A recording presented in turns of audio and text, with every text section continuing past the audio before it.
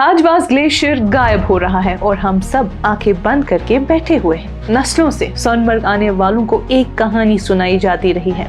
हरियाली से भरे मैदानों के ऊपर एक ग्लेशियर है, ऐसी जगह जहां गर्मियों में बर्फ मौजूद रहती है, ऐसी जगह जहां मैदानों से आने वाले लोग जून और जुलाई की गर्मी में भी बर्फ को छू सकते हैं, ऐसी जगह जो सदियों शायद हजारों सालों से वहां मौजूद है। लेकिन आज ये कहानी बदल रही है और सबसे परेशान करने वाली बात यह है कि हम इस हकीकत को तस्लीम करने के लिए तैयार ही नहीं लगते, क्योंकि जब साइंटिस्ट हमें मुतवत्तर तौर पर वार्न कर रहे हैं कि थाजवास ग्लेशियर तेजी से पिघल रहा है और पीछे हट रहा है, हमारा टूरिज्म सिस्टम ऐसा बर्ताव कर रहा है जैसे सब कुछ बिल्कुल ठीक हो।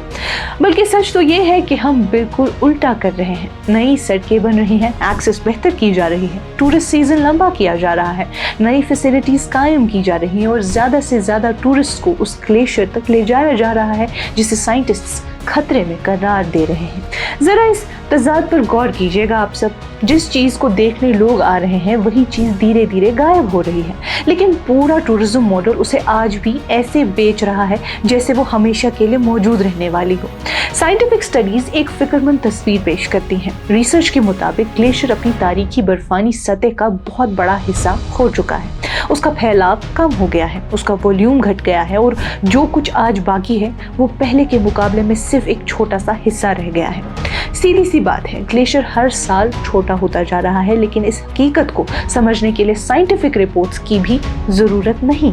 पोनी वाले जानते हैं, टूरिस्ट गाइड्स जानते हैं, सोनमर्ग के लोग जानते हैं। जो लोग दहाइयों से इस इलाके में रह रहे हैं उन्होंने अपनी आंखों से देखा है कि बर्फ की लकीर पहाड़ों में कितनी ऊंचाई तक चली गई है।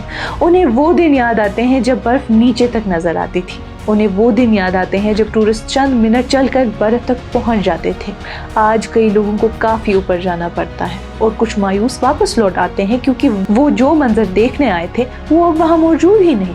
ग्लेशियर उनकी आंखों के सामने पीछे हट रहा है, लेकिन सबसे अहम सवाल ये है कि हमारा लॉन्ग टर्म प्लान आखिर क्या है?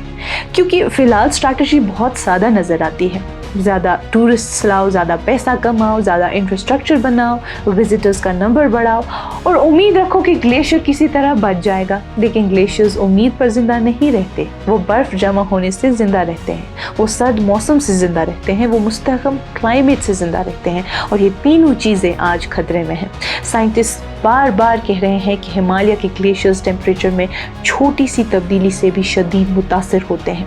थोड़ी सी गर्मी भी उनकी ज़िंदगी पर बड़ा असर डाल सकती है।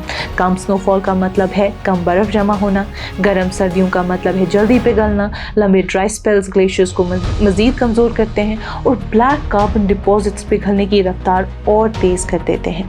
नतीजा वही है जो हम देख रहे हैं, एक ग्लेशियर जो धीरे धीरे पहाड़ों में सिमट रहा है। लेकिन थाजवास सिर्फ एक टूरिस्ट अट्रैक्शन नहीं है नाज़रीन, यहीं से बात सोनमर्ग से कहीं आगे ज़्यादा निकल जाती है। ग्लेशियर्स असल में वाटर टॉपर्स होते हैं। ये सर्दियों में पानी को बर्फ़ की शक्ल में महफूज रखते हैं और गर्मियों में धीरे धीरे रिलीज़ करते हैं। यही पानी दरियाओं को ज़िंदा रखता है, खेती को सहारा देता है, पीने का पानी फराहम करता है और इकोलॉजिकल बैलेंस को बरकरार रखता है। जब ग्लेशियर्स छोटे होने लगते हैं तो असरात सिर्फ पहाड़ों तक महदूद नहीं रहेंगे, वो नीचे तक पहुँचते हैं, गांवों तक, खेतों तक, शहरों तक और लाखों लोगों की जिंदगियों तक। यहाँ से एक और मुश्किल सवाल पैदा भी होता है। आज हम ग्लेशियर से इकोनॉमिक फ़ायदा हासिल कर रहे हैं, लेकिन कल के एनवायरमेंटल खर्च का हिसाब कौन रखेगा? गायब होते पानी के ज़ख़ीर की कीमत कौन लगाएगा? इकोलॉजिकल इंस्टेबिलिटी का खर्चा कौन निकालेगा? और आने वाली नस्लों के लिए होने वाले नुकसान का हिसाब कौन देगा? आज का मार्केट टूरिस्ट नंबर्स को रिवॉर्ड करता है, लेकिन कल का नुकसान फितरत को बर्दाश्त करना पड़ता है और शायद यही सबसे खतरनाक इकोनॉमिक मॉडल है।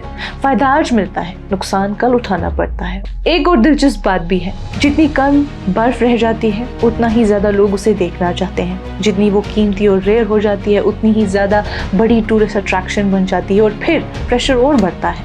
लोग कहते हैं चलो देख लेते हैं, कहीं गायब ही ना हो जाए। लेकिन कोई ग्लेशियर सिर्फ फोटोग्राफ्स का बैकग्राउंड बनकर जिंदा नहीं रह सकता। असल सवाल ये नहीं कि टूरिज्म बंद होना चाहिए या नहीं।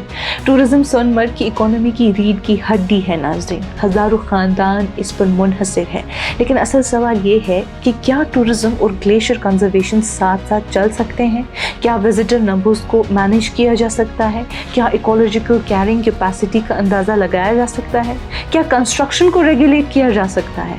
क्या पहाड़ी इकोसिस्टम को महफूज रखा जा सकता है, और क्या टूरिज्म को बेमकसद एक्सपेंशन के बजाय सस्टेनेबिलिटी के उसूल पर दोबारा डिज़ाइन किया जा सकता है?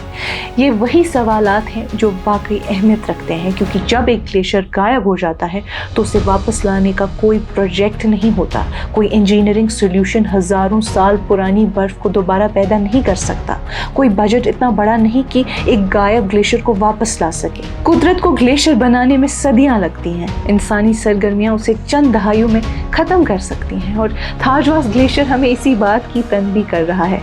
ये सिर्फ एक ग्लेशियर की कहानी नहीं है, ये हमारे रवैये की कहानी है। जब साइंस हमें बताती है कि एक फितरी वसीला खतरे की हद के करीब पहुंच रहा है, तो हम क्या करते हैं? क्या हम रुककर उससे बचाते हैं, या फिर हम उसके गिर्द सरगर्मियां बढ़ाते रहते हैं जब तक वो पूरी तरह गायब न हो जाए? इस सवाल का जवाब सिर्फ थाजवास ग्लेशियर का मुस्तकबिल तय नहीं करेगा, बल्कि कश्मीर के दूसरे ग्लेशियर्स का भी, और आखिरकार उन पानी के निज़ामों का भी जो पूरी वादी की ज़िंदगी को सहारा देते हैं। क्योंकि अगर ग्लेशियर्स बच गए तो पानी बचेगा, और अगर पानी बचेगा तो कश्मीर का मुस्तकबिल भी बचेगा। फिलहाल आज की कश्मीर रिपोर्ट में बस इतना ही। गौर जरूर कीजिएगा। बाकी मजीद मालूमात के लिए आप बने रहिए कश्मीर लाइव के साथ। खैबर सीमेंट, दिल से बनाओ।